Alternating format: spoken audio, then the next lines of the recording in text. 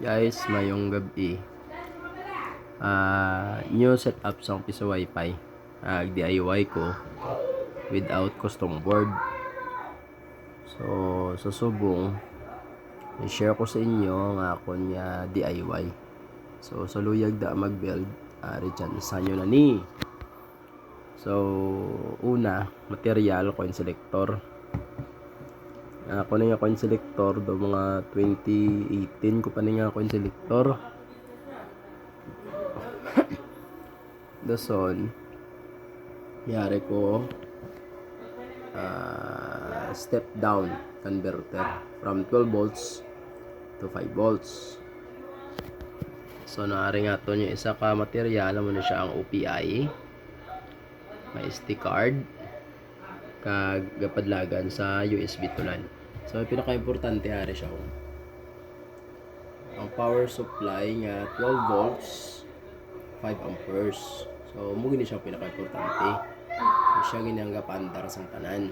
So kung nubo siya sang amperahe, possible nga hindi niya mapasiga ang imo nga OPI.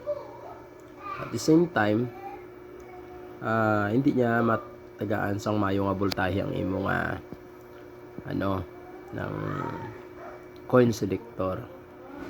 So subong set up ko na.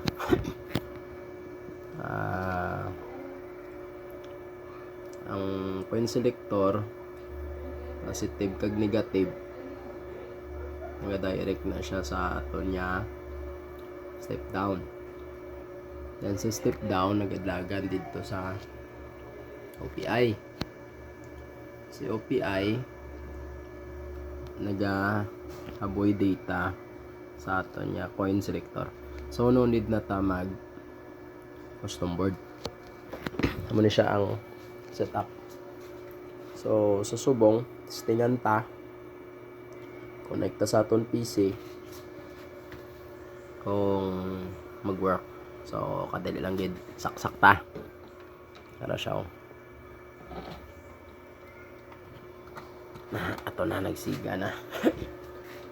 So nagsiga na si power supply, step down, si OPI, ag ang aton niya coin selector. At the same time, ang aton niya USB tulan, nag-blink na. So for now, nag-ping kita sang IP sa aton niya piso wifi. Subong ara na kita nyo RT kadasig. So nagagamit kita sang one click ng piso wifi. So try naton hulog kung ginabato ni selector ang aton niya nga coins. So na to akong 1 piso coin man hulog pa.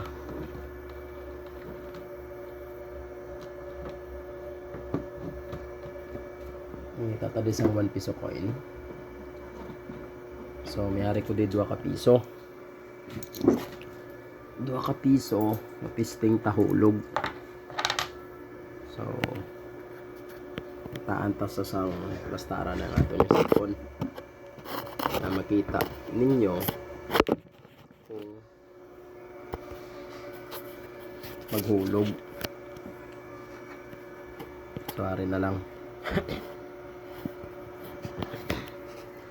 So may insert coin. So 30 seconds. Hulog ta piso.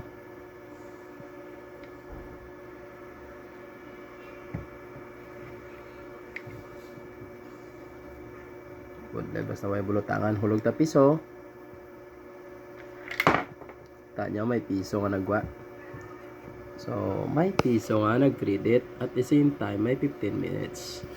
So after sina done paying. So subong this is trial version. Activated na siya pero wala ko pa siya ginpasudlan internet. Mo pa na wala pa internet. So amo na nakasimple guys sa luyag mag-build, wala siyang timeout kag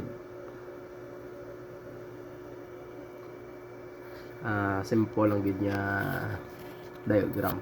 So thank you very much.